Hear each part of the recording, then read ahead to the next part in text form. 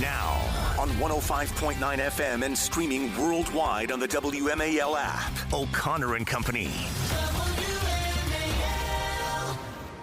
It's 8:06, a super busy Monday morning here. We're trying to get a handle on all of the stories that matter most to you and to us.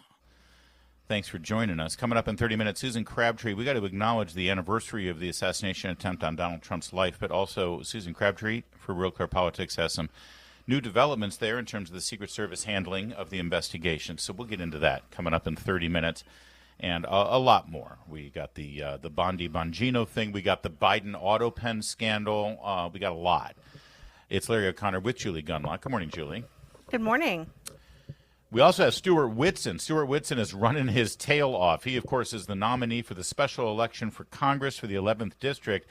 And you have hit the ground running, Mr. Whitson. I've been following you on social media, and you are all over the district. Tell me how it's going so far. Well, it's going really well, Larry, and it's great to be on with you and Julie. So, it's only been 15 days, right, since we won the primary.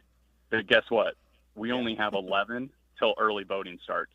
So like you said, we are sprinting. We've got to energize our base, both locally and nationally. We have to attract and earn the vote of persuadable swing voters, and we have to raise enough resources to reach all those voters and actually drag them to the polls and make sure they get out and vote. And like that's I said, amazing. We've got to do this in 2 months.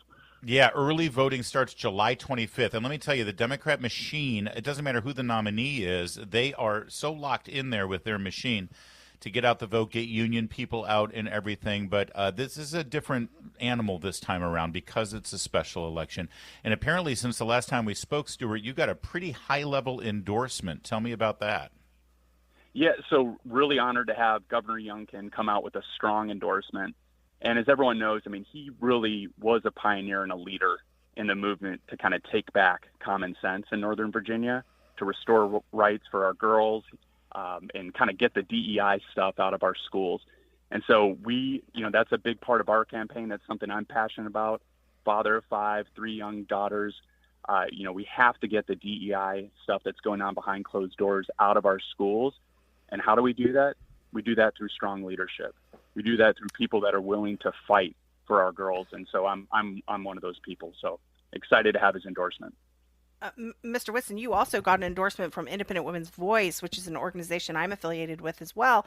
And part of the reason is because Independent Women's Voice, independent women in general, is fighting to get men out of women's spaces, particularly sports. I shouldn't say particularly. We're for getting men out of all spaces, women's spaces.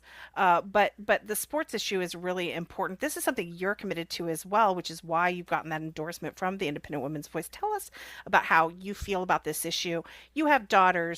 You get why this is important. Tell us about your thoughts on this. Well, yeah, you know this, Julie. My wife and I have 5 kids. 3 of those are daughters. All of our kids are athletes. And sports, it's so much more than just promoting good health. It actually, builds self-confidence. It helps teach lessons you can't teach in a classroom.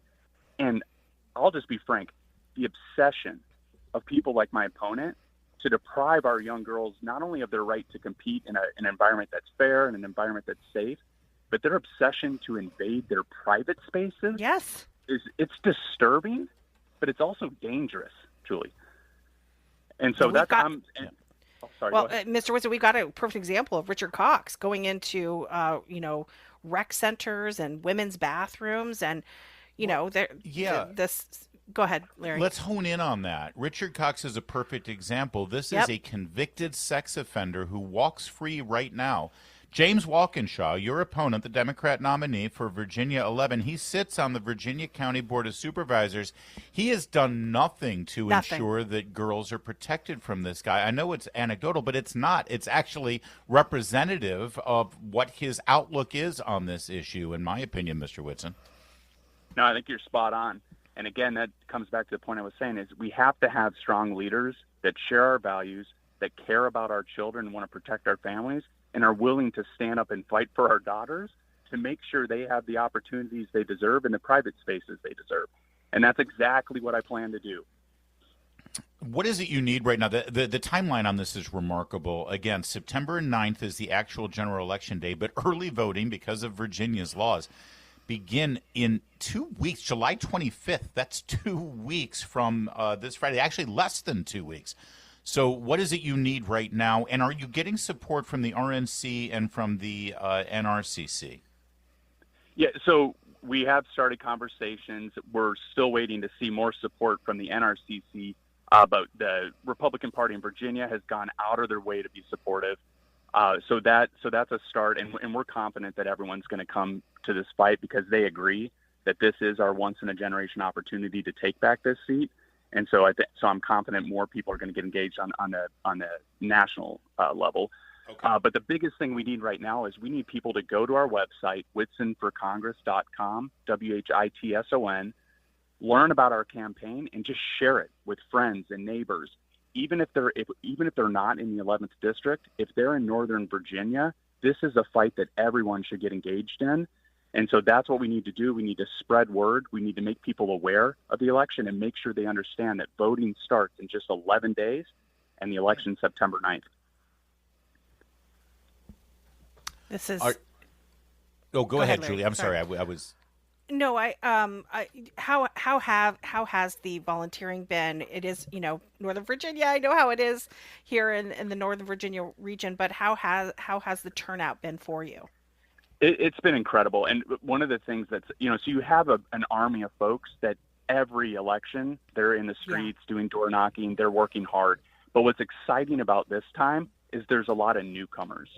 So there's a lot of people that haven't door knocked before joining us on our Super Saturday, and there's and doing other efforts to help. And so that's exciting. That shows you that there's a lot of energy behind this effort. Has Mr. Walkinshaw agreed to a debate yet? Is he going to allow the people of the district to actually see both candidates side by side debating the issues that matter most, or is he just going to act like he has a birthright to this seat because he's the Democrat? Yeah, so this is going to shock you, but no, he has not agreed yet.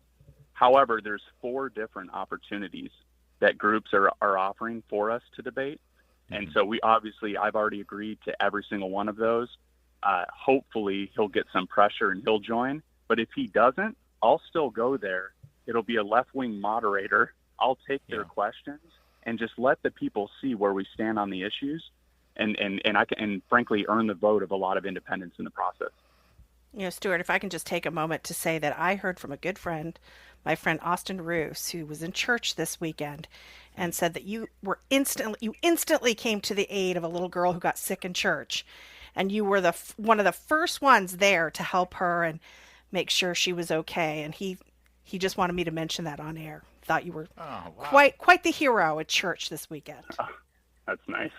Yeah, that's nice. Again, as a parent of 5, we've had that happen. You totally get it with our kids, I'm happy. I get it. Like, I'm happy to help.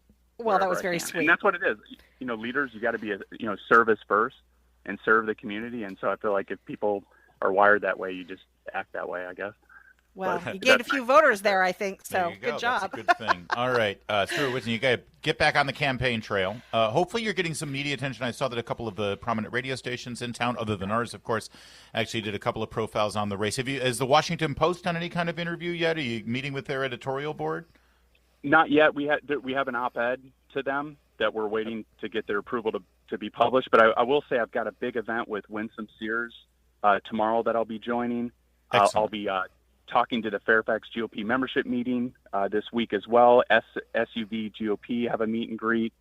We've got another meet and greet in Drainsville and more Saturday door knocking and an Asian American outreach event on Sunday. So it's back-to-back meeting with as many people as we can and just getting the word out.